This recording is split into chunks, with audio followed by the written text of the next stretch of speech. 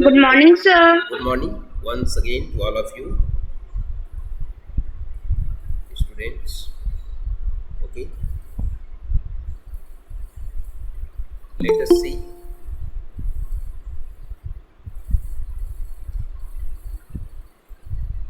Let us see the administration and consolidation of state in that era. Good morning, sir. Good morning, madam. That we are studying previous more than 4 or 5 days. We are studying about the Delhi Sultans, and today we see an important aspect of their administration. A closer look administration and consolidation under the Khalsis and Tughlaqs.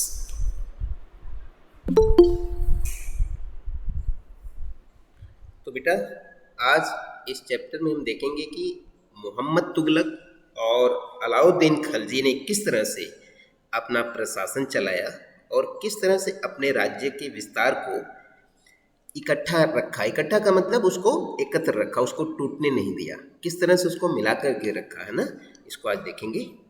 ठीक है।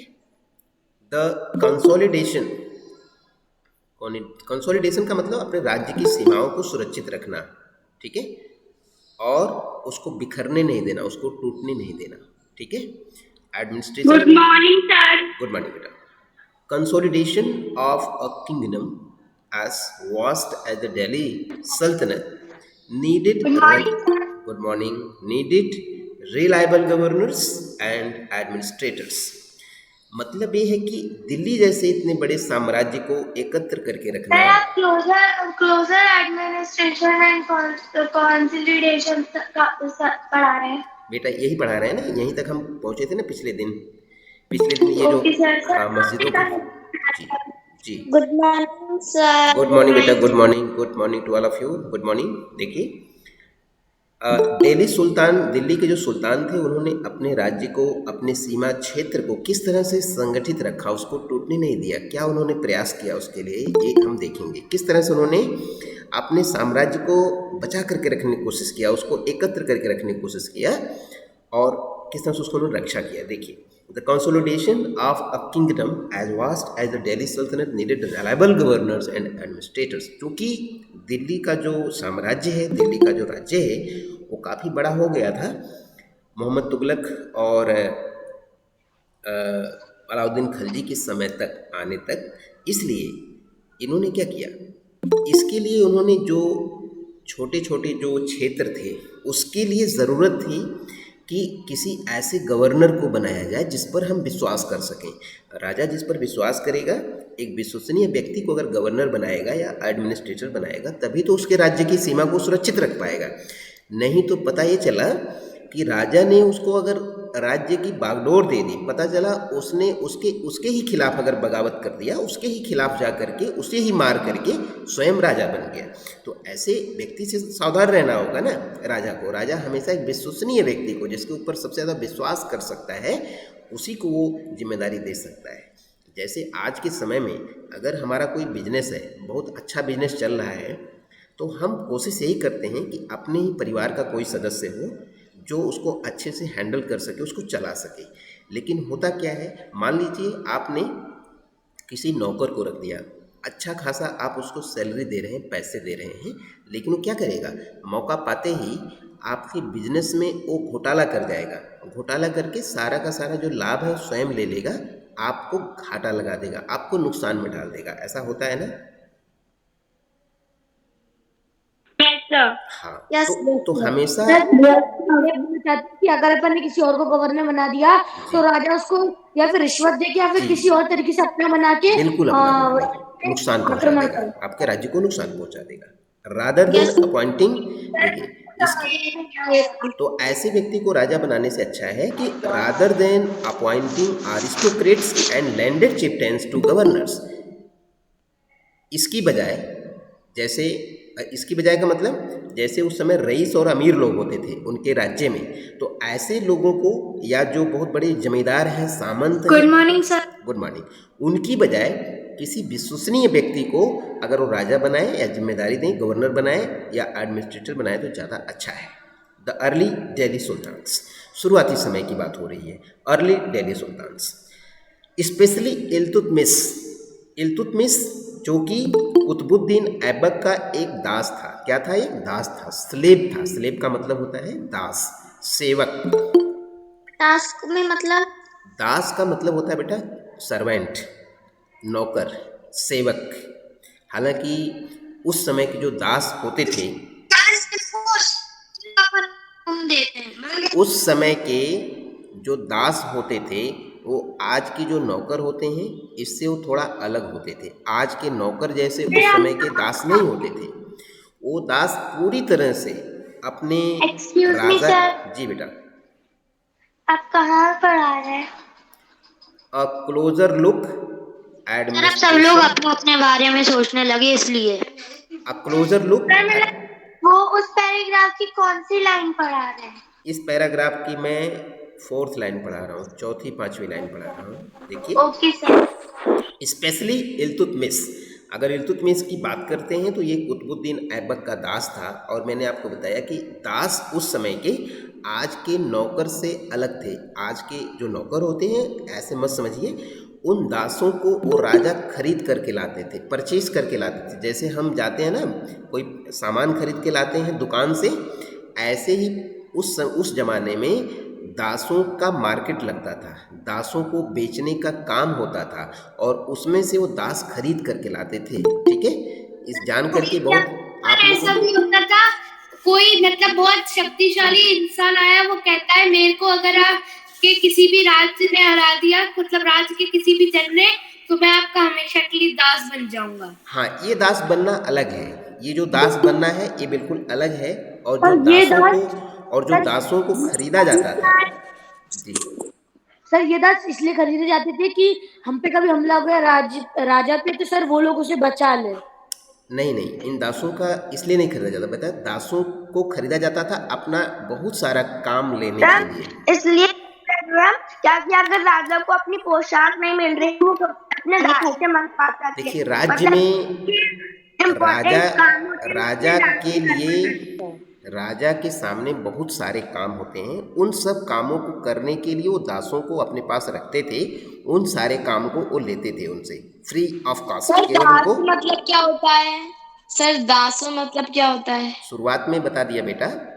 दास एक व्यक्ति होता है जिसको एक नौकर की तरह से इस्तेमाल किया जाता है। यस, तो अभी लेट ज्वाइन हुई ना, इसलिए मुझे पता नहीं था। ठीक है, सॉरी। दास को एज ए सर्वेंट यूज किया जाता है, लेकिन उसको आप सर्वेंट नहीं समझना है।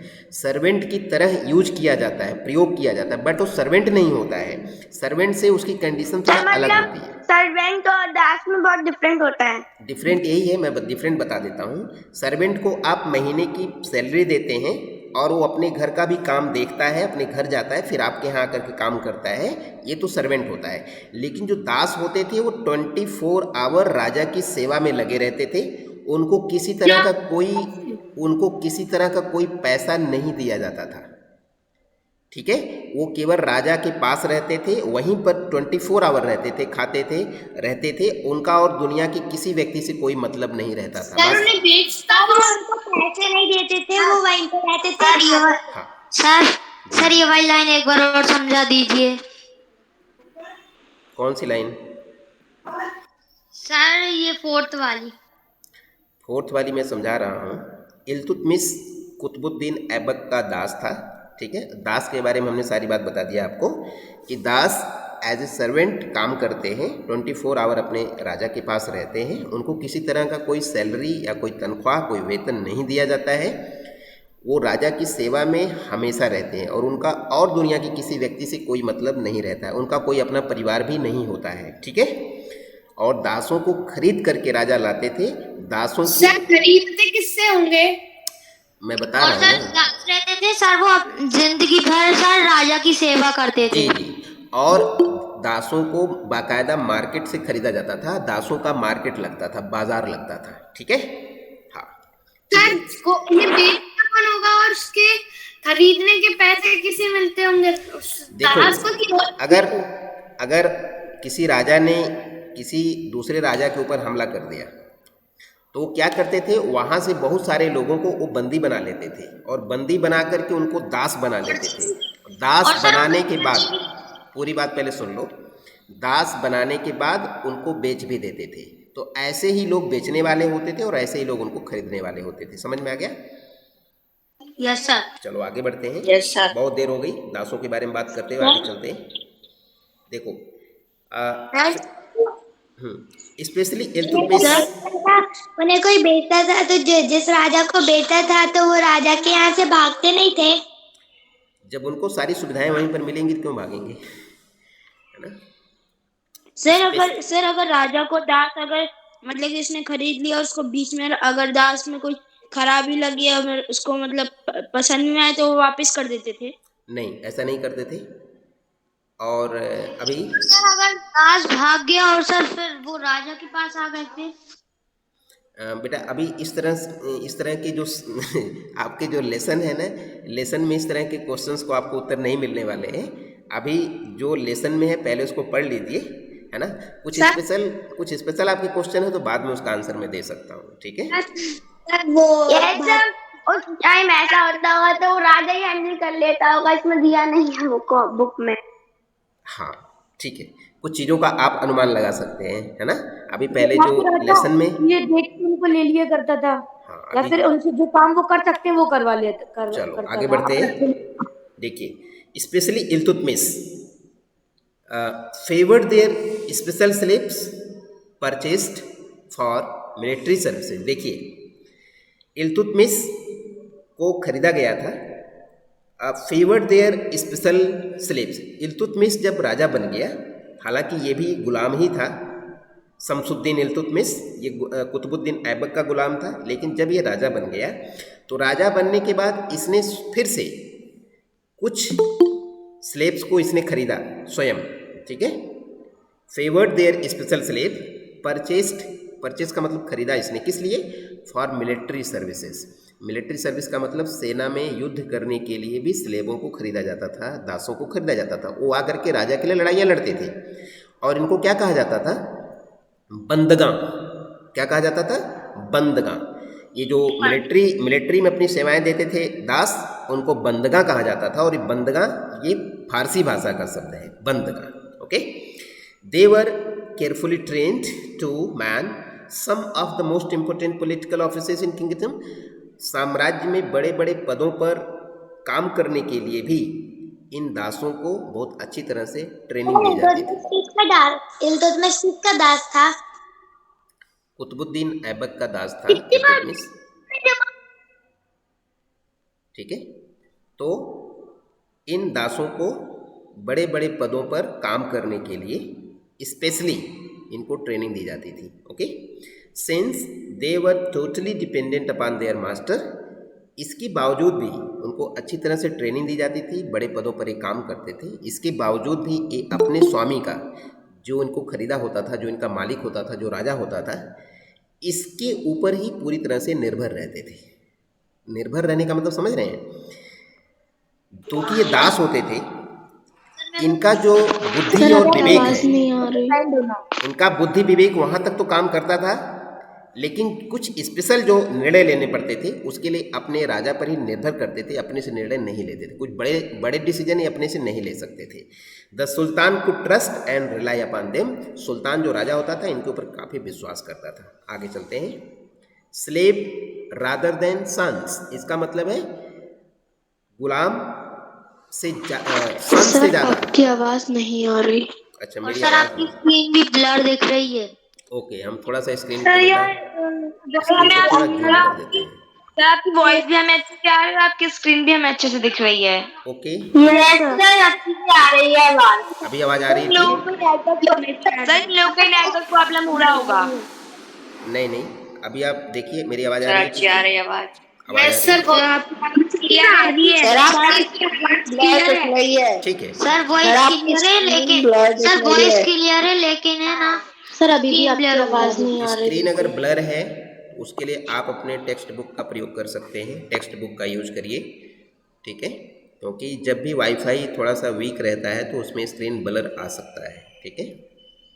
ठीक है, स्क्रीन ब्लर आ सकता है, उसके लिए आप टेक्स्ट बुक का यूज करिए। ठीक है, प्रेजेंटिंग स्क्रीन में साइड में आप रहते हो आप? हाँ बेटा, क्या कहा आपने?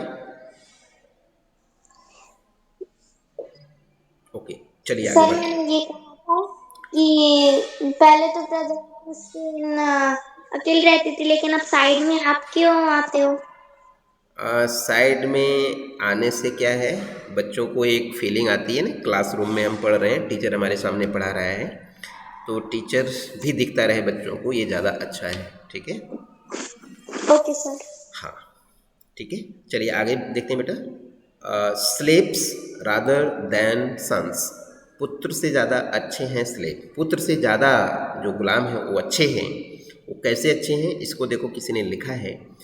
सुल्तानों को लोग एडवाइस देते थे, जो उस समय के सुल्तान होते थे उनको एडवाइस दी जाती थी कि सुल्तान पुत्रों से ज़्यादा स्लेव आपके लिए अच्छा काम कर सकते हैं। उसके लिए क्या लिखा हुआ है, अ slave whom one has brought up and promoted, गुलाम हैं ऐसे लोग जिनको खरीदा जाता है और जिनको प्रमोट किया जाता है, जिनको बढ़ावा दिया जाता है। मतलब क्या होता है? जी बेटा, Sir, what is the meaning of slaves? Slave का मतलब गुलाम होता है, दास होता है इसका मतलब बेटा। स्लेव का मतलब Okay, sir. गुलाम या दास। A slave whom one has brought up and promoted, दासों को जो बढ़ावा दिया जाता है, उनको जो खरीदा जाता है, must be looked after for its need a whole lifetime. ये बताया गया है कि दासों की ज़िंदगी भर, दासों की ज़रूरतों का ज़िंदगी भर ध्यान रखना चाहिए और उनकी देखभाल करनी चाहिए। यानी दास कितने अच्छे होते हैं, इसके लिए उनको सलाह दी जाती थी राजाओं को कि दास बहुत अच्छे होते हैं, उनकी ज़रूरत का अगर आप ध्यान रखेंगे, उनका देखभाल करेंगे तो ये आपके लिए बहुत अच्छा है, राजा के लिए बहुत अच्छा है। Good luck to find a worthy and experience slave, ये बहुत सौभाग्य की बात है अगर आपको कोई गुलाम जो बहुत अनुभवी है ऐसा मिल जाए और योग्य मिल जाए, यानी अच्छे और योग्य गुलाम का मिलना ये बहुत सौभाग्य की बात है। और ऐसे गुलाम अगर आपको मिल जाते हैं तो आपको उनकी ज़िंदगी भर उनकी ज़रूरत का ध्यान रखना चाहिए और उनकी देखभाल करनी चाहिए, मतलब उनका अच्छे से ध्यान रखना चाहिए। Wise man have said that a worthy and experience slave is better than a son, विद्वान लोगों ने यही कहा है कि अगर कोई गुलाम आपको अच्छा सा मिल जाता है तो आपका काम वो आपके पुत्र से भी ज़्यादा अच्छी तरह से करेगा और आपका हमेशा वो सहयोग करेगा, आपका सम्मान करेगा, आपका ख्याल रखेगा। एक गुलाम ज़्यादा बेटर साबित हो सकता है, ये बताया गया है। ठीक है, सर, ये सन किसके बताया? ये सर कोई कोई बुरे काम भी होते कोई किसी ने लिखा है इस चीज़ को। आप देखिए सबके सबके अपने अपने अनुभव होते हैं, जो जैसा सर ये रैथर में जिसका क्या होता अनुभव है? होगा वैसा बताएगा। ठीक है, इस पर हालांकि फ्रेंडशिप की वफादारी के बारे में लिखा हुआ है। हाँ हाँ, ये स्लेव की वफादारी के सर बारे में लिखा है। रैथर्स मतलब क्या होता है? कभी कभी धोखा भी दे देते थे। क्या बेटा, किसी ने हाँ बोलो, सर रैथर्स मतलब क्या होता सर है? गुलाम कभी क्या लिखा है बेटा? सर रैथर्स रादर, रादर का मतलब होता है बेटा तुलना में, तुलना में, पुत्र की तुलना में स्लेव कैसे होते हैं ये यहाँ पर आपको बताया गया है। ओके, रादर बोलते हैं बेटा इसको। ठीक है, आगे चलते हैं। क्लाइंट, क्लाइंट का मतलब ग्राहक भी होता है और जो आपके अधीन रहता है, जो आपके ऊपर डिपेंड करता है, उसको भी क्लाइंट कहते हैं। Someone who is under the protection of another, तो ये दास क्या है, दास भी एक तरह से क्लाइंट ही है। डिपेंडेंट और हैंगर, जो आपके ऊपर डिपेंड करते हैं। देखिए next, the Khaljis and Tughluqs continue to use bandaga and also raised people of humble birth. देखिए मोहम्मद तुगलक और खलजी ने क्या किया, इन्होंने दो तरह का काम किया। जो अच्छे परिवार से, जो कुलीन परिवार से व्यक्ति आते थे उनको भी इन्होंने बढ़ावा दिया, और जो बंदगा होते थे, बंदगा का मतलब अभी अभी बताया गया है, ऐसे सैनिक जो दास होते हैं, जो दास होते हैं बाद में सैनिकों के लिए एज ए सैनिक काम करते हैं, उनको हम बंदगा कहते हैं। और जो ऊंचे परिवार में, अच्छे कुलीन परिवारों में जिनका जन्म हुआ है उनको, तो दोनों तरह के व्यक्तियों को अलाउद्दीन खलजी और तुगलक ने जिम्मेदारियों को दिया, उनसे काम लिया। ठीक है, who were often their clients, जो क्या होते थे, इनके ही रहमो करम पर जीवित रहते थे, इनके ऊपर डिपेंडेंट रहते थे, ऐसे लोगों को खलजी और तुगलक ने बढ़ावा दिया और हाई पॉलिटिकल पोजीशन पर इन्होंने बैठाया। राजनीति के बड़े बड़े पदों पर ऐसे लोगों को उन्होंने जिम्मेदारियां दी।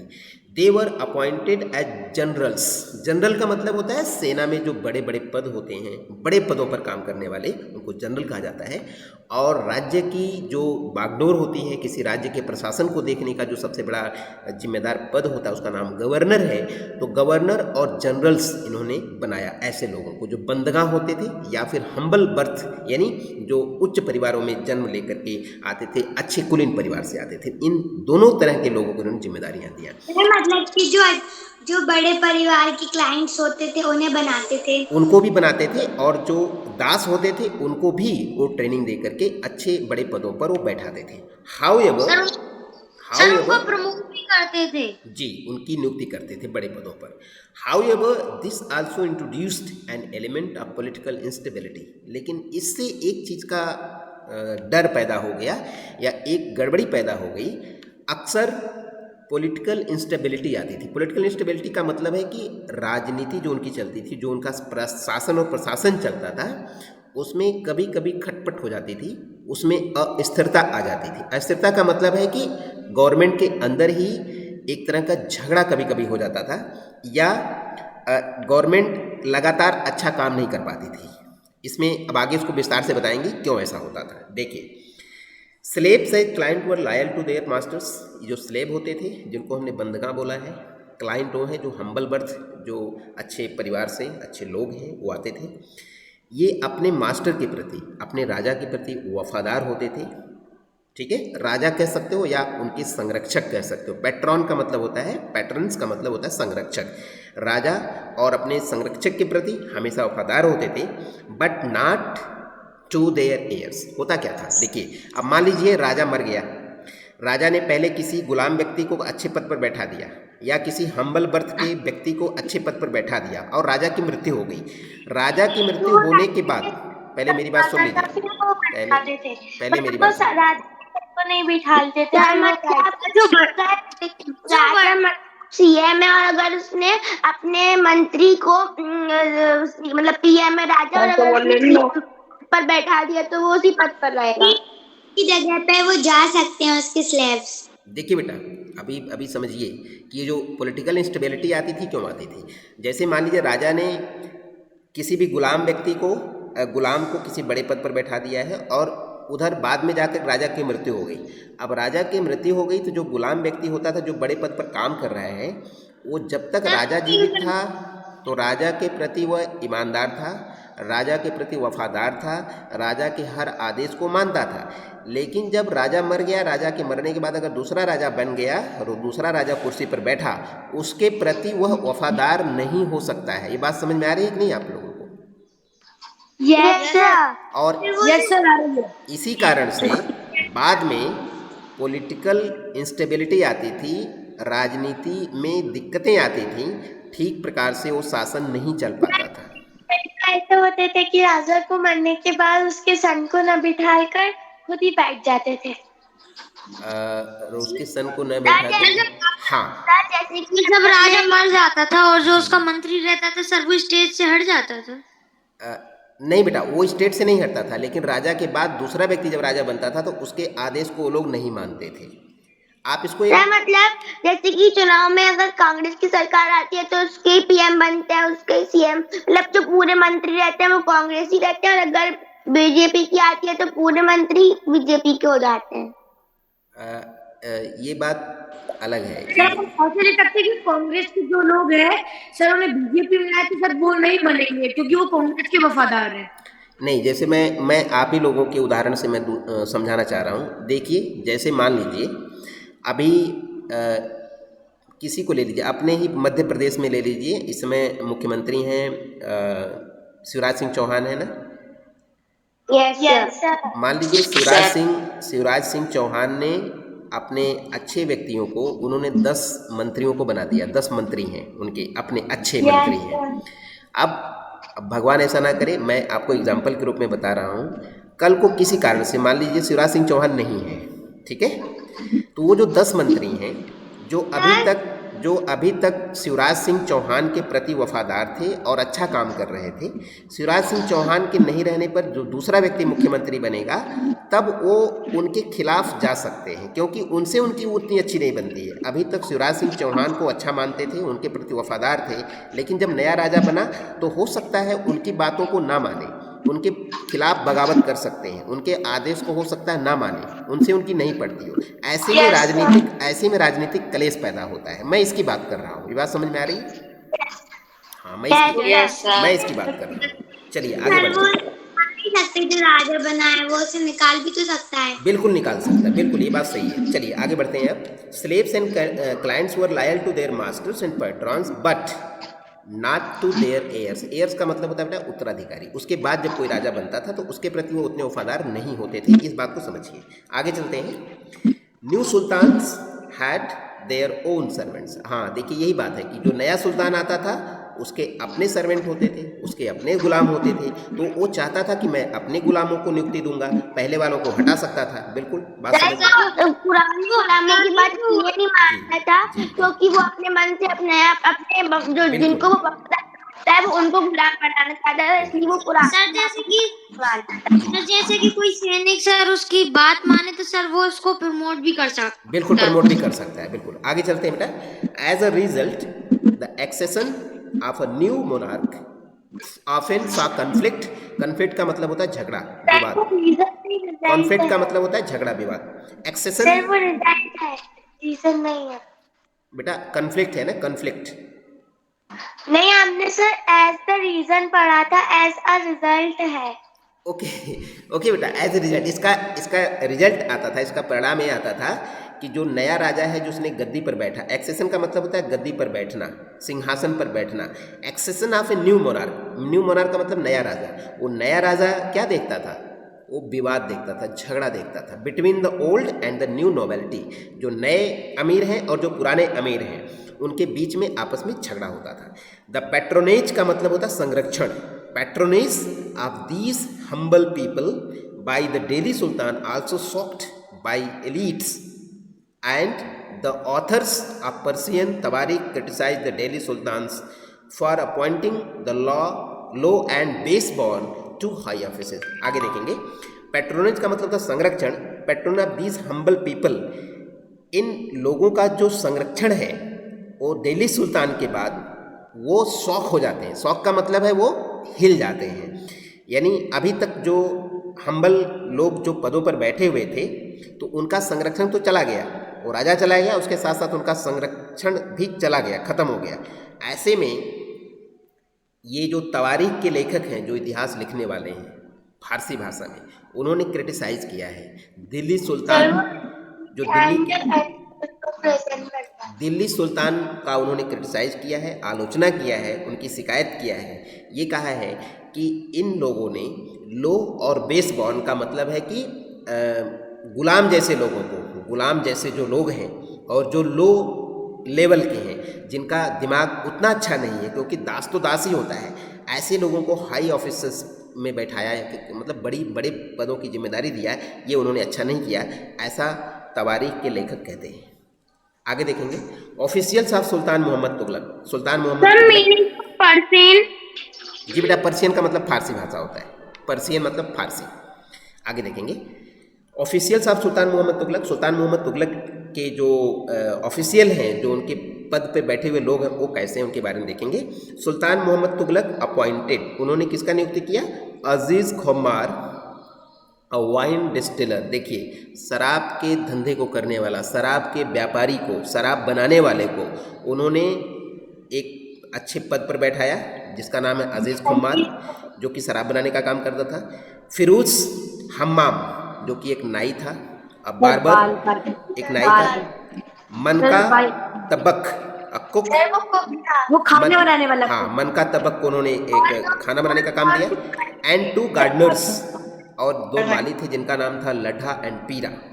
2 हाई एडमिनिस्ट्रेटिव पोस्ट, ऐसे लोगों को मोहम्मद तुगलक ने बड़े बड़े पदों पर बैठाया। क्या ये अच्छा काम हो सकता है किसी भी सुल्तान के लिए? Yes sir. नहीं, एक अच्छा काम हो सकता है शराब बनाने वाले को, नाई को नो और सर, खाना नो बनाने वाले सर, को, नो माली को, नो सर। अगर आप बड़े पदों पर बैठाएंगे तो ये क्या काम करेंगे?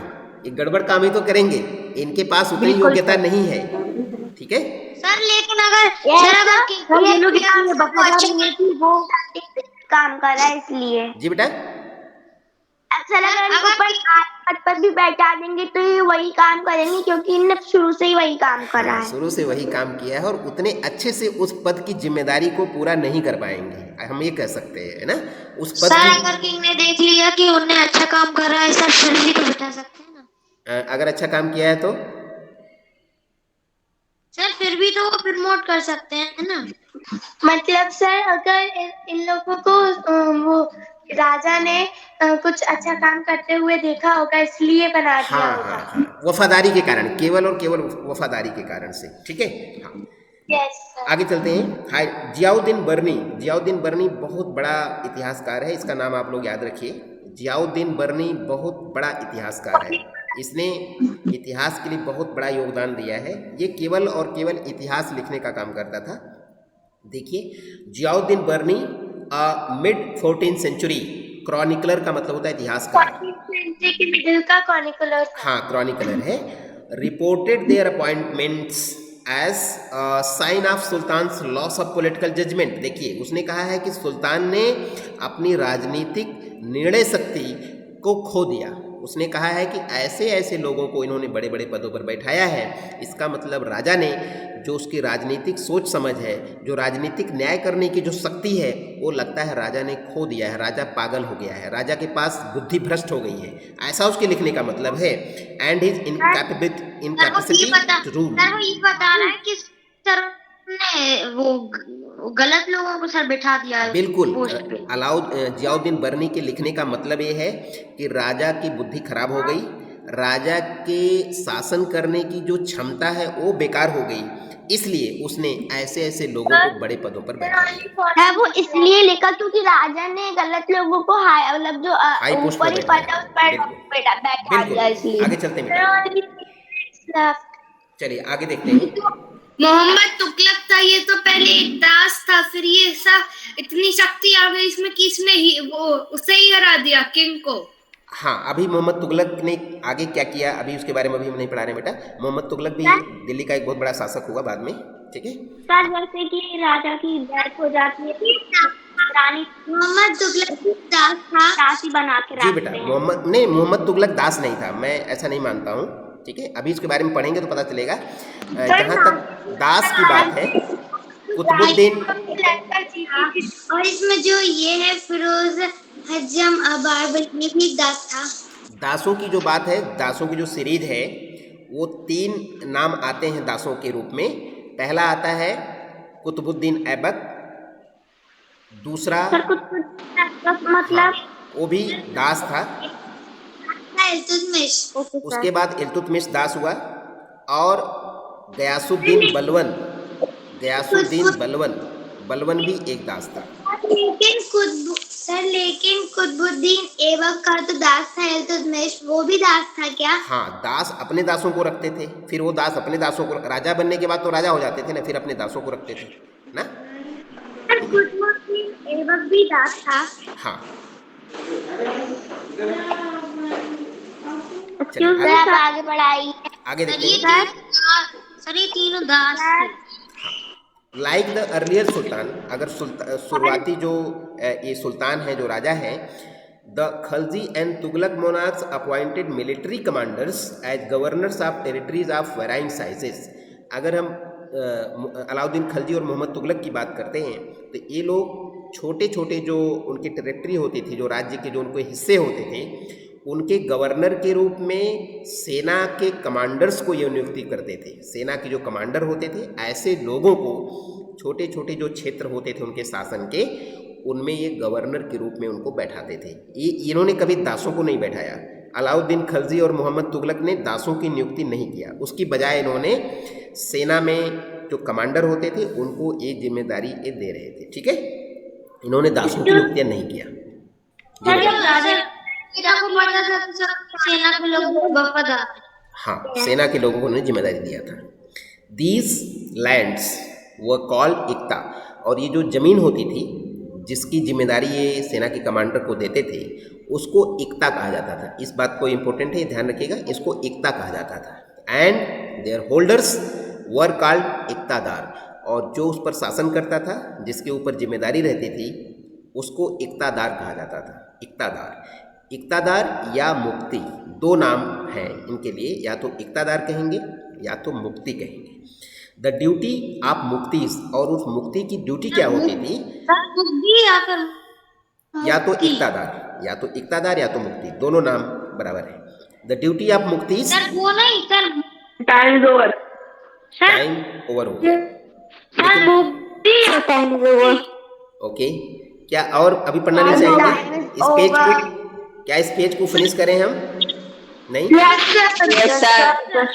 हाँ, अब मैं ये चाहता हूँ कि ये पूरा का पूरा जो पेज है यहाँ तक चिफ्टेन एंड देयर फोर्टिफिकेशंस यहाँ तक हम पढ़ा दें। बताओ, ठीक रहेगा? सर पढ़ा दो आप। ठीक है, चलो आगे बढ़ते हैं। सर पढ़ा दो। ठीक है सर, ठीक है बेटा, आगे चलते हैं। कॉल्ड इक्तादार और muqti, the duty of muqti was lead military campaigns and maintain law and order in their iqta. देखिए, उन मिलिट्री कमांडर्स की ड्यूटी क्या होती थी? तो पता है कि मुक्ति मिलिट्री कमांडर ही होते थे। उनका काम ही होता था कि सैन्य अभियानों को वो चलाएं। सैन्य अभियान को चलाने का मतलब जहाँ भी ज़रूरत पड़े, अगर कोई राजा उनके खिलाफ आ रहा है तो वहाँ पर उस सैनिक अभियान चलाएं, उसको हराएं, उससे निपटें, मिलिट्री कैंपेन करें और लॉ और ऑर्डर यानी कानून और व्यवस्था को बना के रखें। कहाँ पर? इक्ता में। जिस क्षेत्र की उनको जिम्मेदारी दी गई है उसके अंदर कानून और व्यवस्था को बना के रखें। ये जिम्मेदारी होती थी इक्तादार की या मुक्ति की, दोनों एक ही चीज़ है, चाहे मुक्ति कहिए या iqtadar. In exchange for their military services the muqtis collected the revenues of their assignments as salary. अब चूँकि इक्तादार तो अपना काम कर रहा है, मिलिट्री ऑफिसर अपना काम कर रहा है, लेकिन उस काम करने के बदले वो कुछ लेते थे। क्या लेते थे?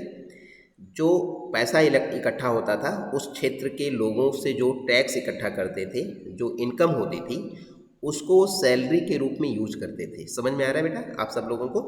पहले राजा लोगों के पास पैसे कहाँ से आते थे? जो पब्लिक होती थी ना, जिसके ऊपर उनका शासन होता था, आप सबने पढ़ा है पहले ही, आपने पहले ही पढ़ा है कि वो सभी लोग टैक्स देते थे।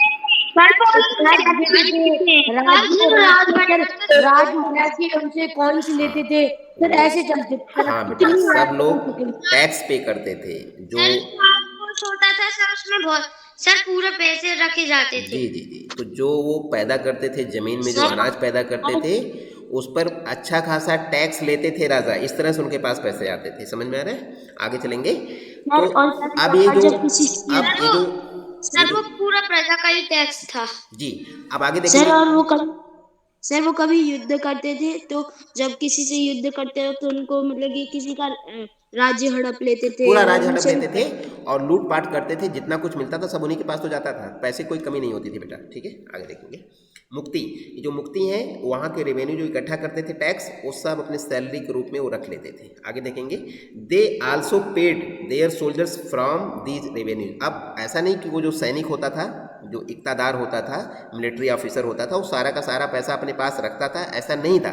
अपने सैनिकों को वो इसी पैसे में से उनकी तनख्वाह देता था, मतलब उनको भी देता था। ठीक है, जो इक्तादार होता था वो इसी में से अपने सैनिकों को भी पैसे देता था। कंट्रोल, जी बेटा आगे चलेंगे। हाँ, आगे देखेंगे। Control over muqti was most effective if their office was not inheritable and if they were assigned iqtas for a short period of time before being shifted. इन मुक्ति के ऊपर कंट्रोल करना, ये जो मुक्ति होते थे, जो इक्तादार कहलाते थे, इनके ऊपर कंट्रोल करना राजा के लिए बहुत प्रभावशाली होता था। Was most effective if their office was not inheritable. अगर मान लीजिए जो इक्तादार है उसकी मृत्यु हो गई और उसके नीचे उसके परिवार में कोई नहीं है। इनहेरिटेबल का मतलब होता है उसी वंश से आया हुआ व्यक्ति। इनहेरिटेबल का मतलब उसी के वंश से आया हुआ व्यक्ति, चाहे उसका पुत्र हो या कोई और हो। अगर ये लगता है कि मुक्तिदार जो इक्तादार है, अगर उसका कोई बेटा नहीं है, तो ये पता है कि उस क्षेत्र का कोई आगे राजा नहीं बनने वाला है, तो ऐसे में जो मुख्य जो राजा होता था वो उस क्षेत्र की कमांड को अपने हाथ में करता था अगर उसकी मृत्यु हो जाती है तो। was not inevitable and if they were assigned इक्तास for a short period of time before being shifted, तो अगर इक्तादार की मृत्यु हो गई तो उसके कमांड फिर से राजा अपने हाथ में रखता था।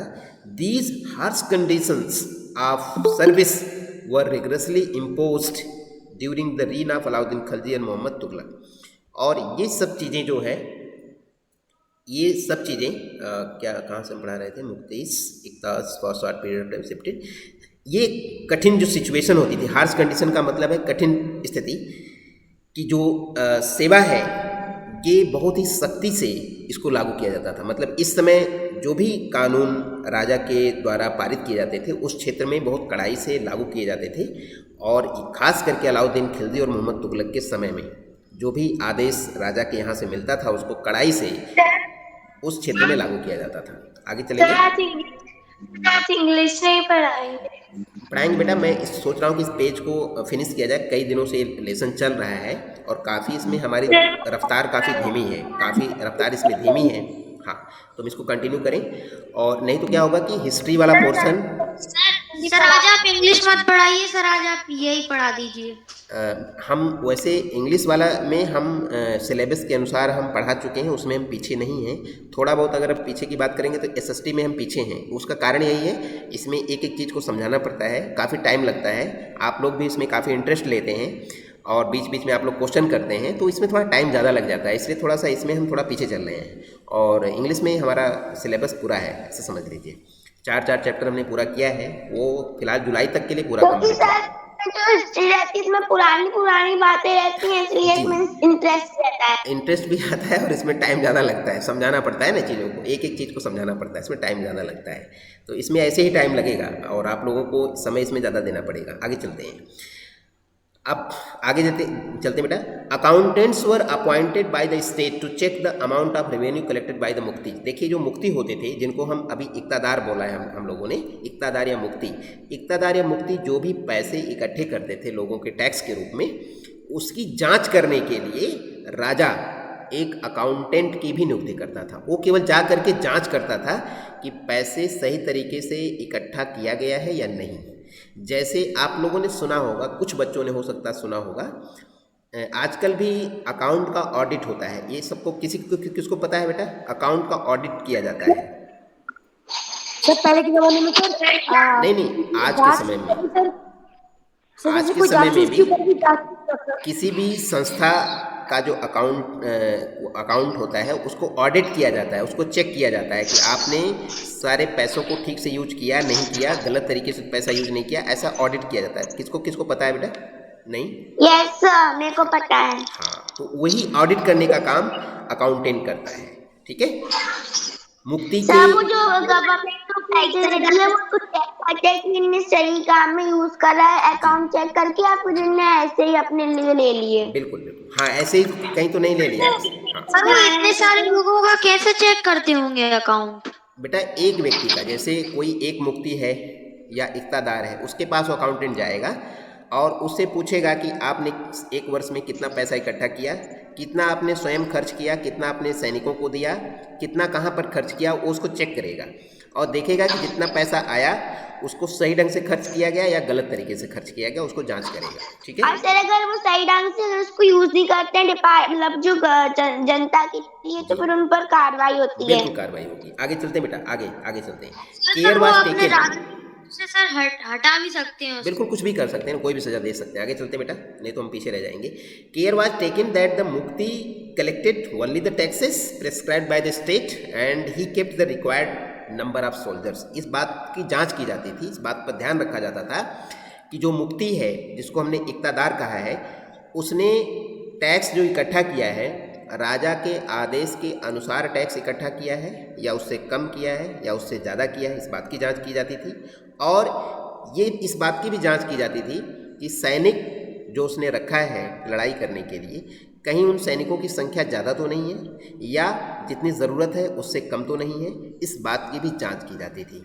ऐसा नहीं कि पता चला कि राजा ने कहा कि आपके पास कम से कम 500 सैनिक होने चाहिए और पता चला इसने खर्च अपना कम करने के लिए, पैसा बचाने के लिए पता चला कि 400 सैनिकों को उसने हटा दिया, केवल 100 सैनिकों को रखा है, तो ऐसा भी नहीं किया जा सकता। ऐसे में राज्य की सीमा पर बहुत बड़ा असर पड़ सकता है, दूसरे राजा आकर के उसके ज़मीन को हड़प सकते हैं।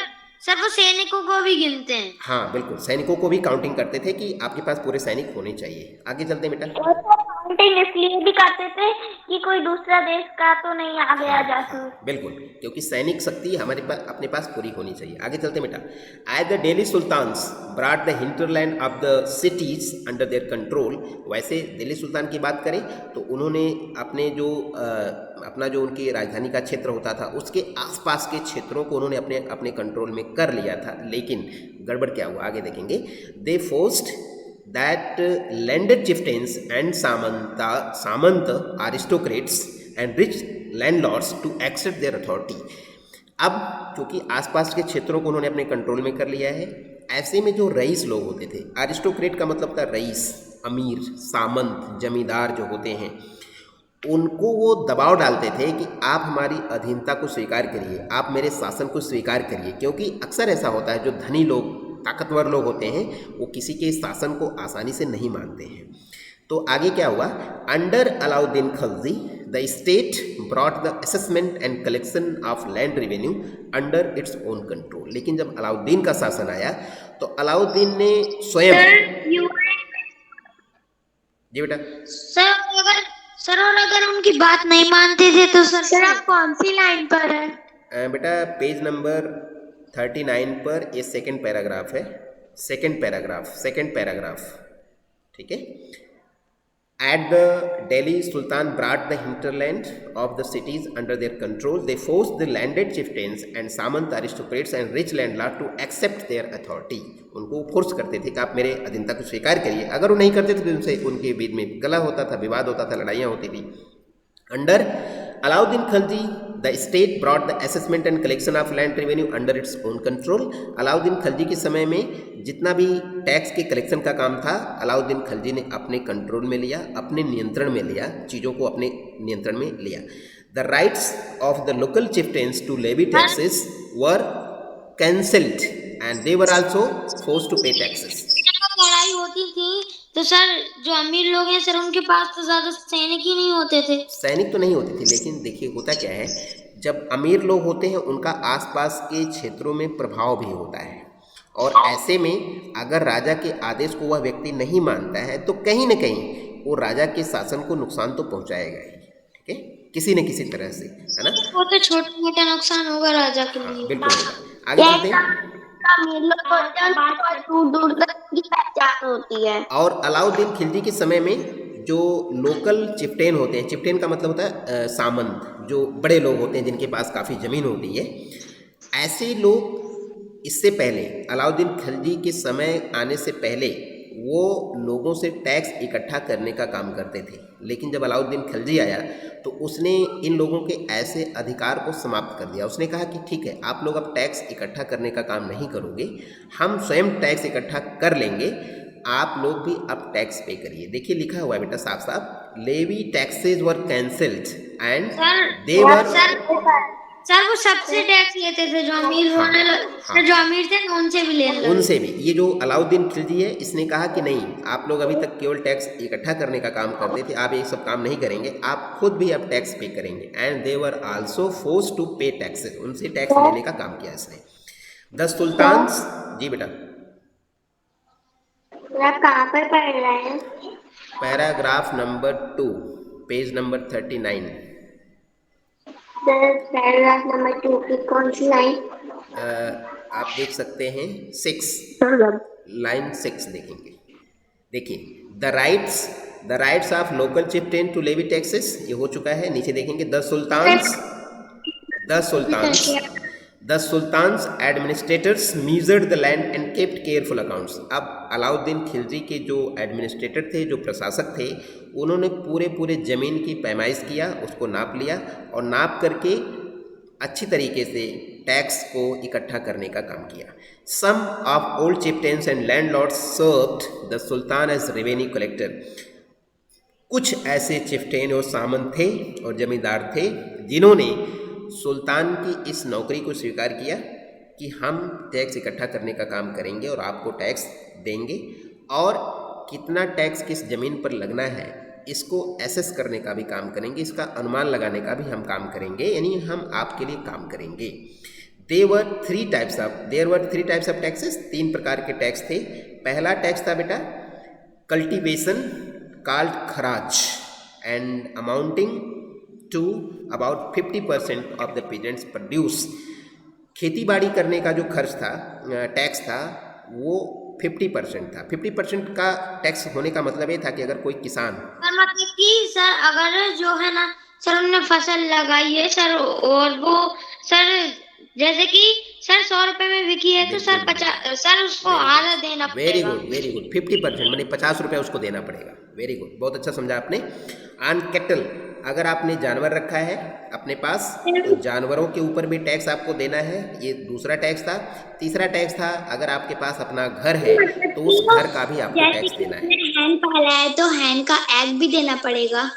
नहीं बेटा, एग नहीं, इसे कैटल का मतलब होता है अगर आपने कैटल रखा है, मान लीजिए उसका अनुमान लगा दिया गया कि आपके पास 5,000 रुपये का कैटल है, 5,000 रुपये कीमत का आपके पास कैटल है, तो हो सकता है उस पर राजा 500 रुपये आपसे टैक्स ले सकता है या 50 रुपये ले सकता है, जो भी जो आप अंडे बेचेंगे या फिर जो आप दूध बेचेंगे उसका 50% आपको देना पड़ेगा, ना कि वो सब नहीं। 50% तो बेचा केवल कल्टीवेशन वाला है, खेती बाड़ी वाला। 20-30% तो लीज होता है सर, 20-30% समझ लो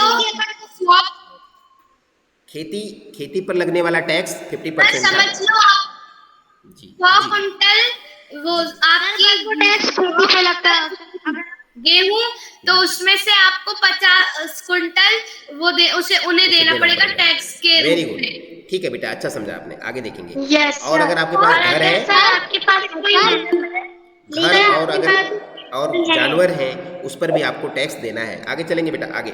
it is important to remember that large parts of the subcontinent. बहुत कम टैक्स लेते हैं। आगे चलो बेटा, आगे चलते हैं, समझा दिया सर जानवरों पे बहुत कम टैक्स लेते थे। हाँ चलिए आगे चलते हैं। अभी सर अगर आपके पास कोई जी बेटा, सर अगर आपके पास कोई जानवर है तो टैक्स कैसे देंगे? हाँ बेटा, जानवर का टैक्स देने का मतलब हुआ कि उसका कुछ अलग से आपको पैसा देना पड़ेगा। जानवर नहीं देना है, जानवर के बदले आपको कुछ पैसा देना पड़ सकता है 1 साल में, ठीक है।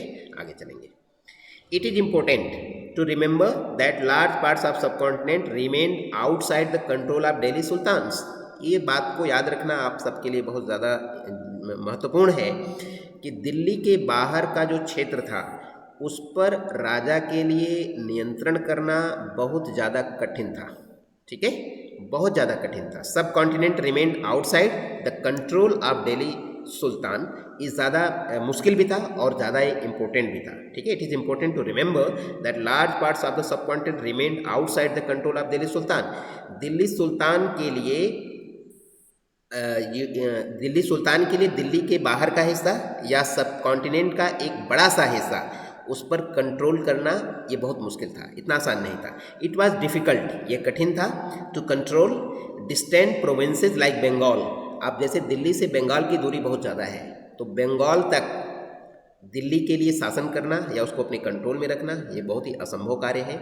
आज के जैसा सूचना के साधन नहीं थे कि राजा ने इधर से फ़ोन किया, आदेश दिया और वहाँ पर उस कानून को लागू कर दिया गया, ऐसा था नहीं। सर वो अपना एक सेवक भेजते थे सर, फिर वो बताता था। सेवक को भेजना भी तो आसान नहीं था। उस समय ऐसी कोई ट्रेन तो थी नहीं, ना हवाई जहाज थे, ना ऐसे तेज गति से चलने वाले कोई साधन थे, तो ऐसे में सर वो घोड़े पे आते थे। हाँ, तो घोड़े पर आप समझ सकते हो ना, घोड़े से जाना दिल्ली से बंगाल ये कितना कठिन काम है। कई महीनों में तो पहुँचेंगे, है ना, इतना आसान नहीं है, महीनों लग जाएंगे पहुंचने में, ठीक है।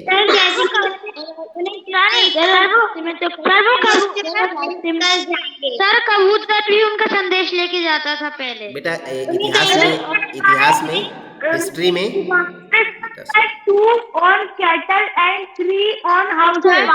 बेटा एक्सक्यूज मी सर, जी जी इस it is important to remember that large part पे थोड़ा समझा देंगे? हाँ, फिर से समझिए। It is important to remember that large parts of subcontinent remained outside the control of the Delhi sultan. Delhi के सुल्तान के लिए दिल्ली के बाहर का जो भारतीय उपमहाद्वीप का क्षेत्र है वो उसके कंट्रोल से हमेशा बाहर रहा। बाहर इसीलिए रहा क्योंकि वहाँ पर शासन करना, वहाँ पर पहुँचना, वहाँ पर लोगों को अपनी बात मनवाना आसान नहीं था।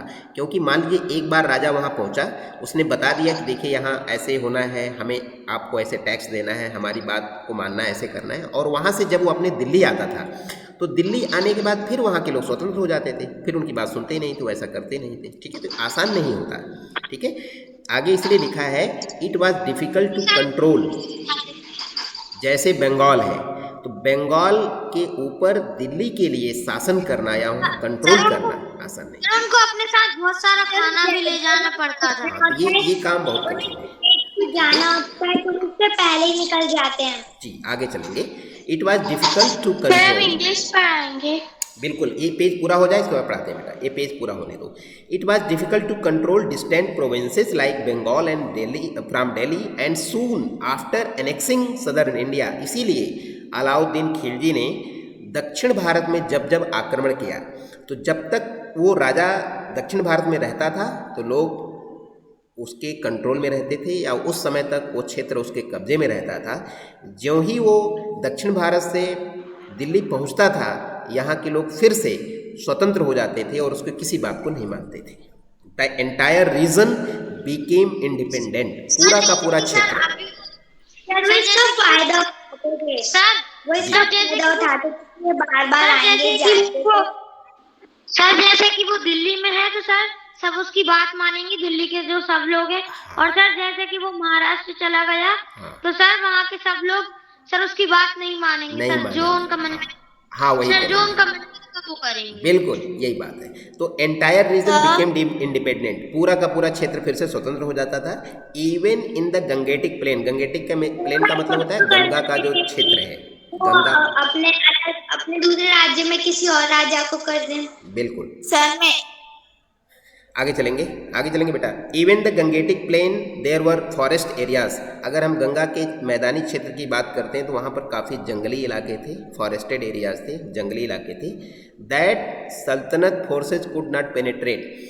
कुछ ऐसे जंगली इलाके थे जहाँ पर दिल्ली के सुल्तान के जो सैनिक हैं वो उसके अंदर जा ही नहीं सकते थे। इतना घना जंगल होता था कि उसको पार करके उनके सैनिक उस क्षेत्र पर जा करके कंट्रोल नहीं कर सकते थे।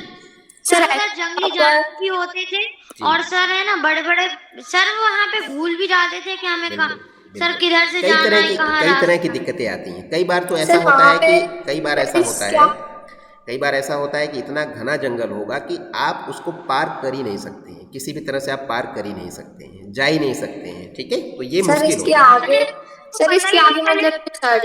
होता है। Local chieftains establish their rule in this region. जो लोकल लोग होते थे, लोकल जो सामंत होते थे। नेक्स्ट पेज पढ़ाने लगे। यस बेटा, नेक्स्ट पेज का मतलब है ये जो हेडिंग है ना, यहाँ तक हम पढ़ाने वाले हैं। ठीक है, इस हेडिंग तक पढ़ाने वाले हैं। शासन कर जमा।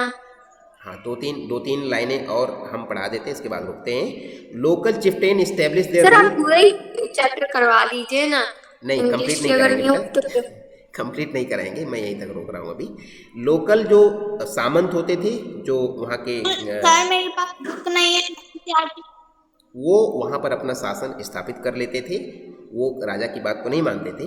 Sometimes rulers like Alauddin Khilji and Mohammad Tughlaq could force their control in this areas but only for a short duration. इसी बात को यहाँ पर कहा गया है। जो सर अलाउद्दीन खिलजी और जो मोहम्मद तुगलक है, इन एरिया पर मतलब जोर जबरदस्ती कर अपना मतलब अपना अधिकार जमा लेते थे। समय के लिए अधिकार करते थे, लेकिन जो ही वो दिल्ली जाते थे इधर राजा फिर से स्वतंत्र हो जाते थे। Short duration. हाँ, थोड़े समय के लिए उनके अधीन होते थे। और जो ही राजा के लोग इसका फायदा उठाते थे कि ये जब तक होंगे तब तक हम इनका बात मानेंगे, फिर जैसे चले जाएंगे हम इंडिपेंडेंट मानेंगे। फिर वो अपना राज चलाने लगते हैं। जी बेटा, बस सर इंग्लिश का निकम या एलियन हैंड चैप्टर पढ़ेंगे। 2 चैप्टर 2 सर सप्लीमेंट। चलिए, अगर हनीकॉम पढ़ना है हनीकॉम पढ़ सकते हो। ठीक है, वेरी गुड। मैं से लिख सकती हूँ, मेरे पास नहीं है। ठीक है, ठीक है। Honeycomb honeycomb chapter 2। सर हमने पैराग्राफ नंबर हमका सेकंड चैप्टर पढ़ लिया। सर आप एक्सप्लेन करवाइएगा। पढ़ना है ठीक है, ठीक है, ठीक है बेटा। सर। अब तो एलियन हैंड का चैप्टर आएगा। ओके बेटा, मैं सेकंड चैप्टर लाता हूँ।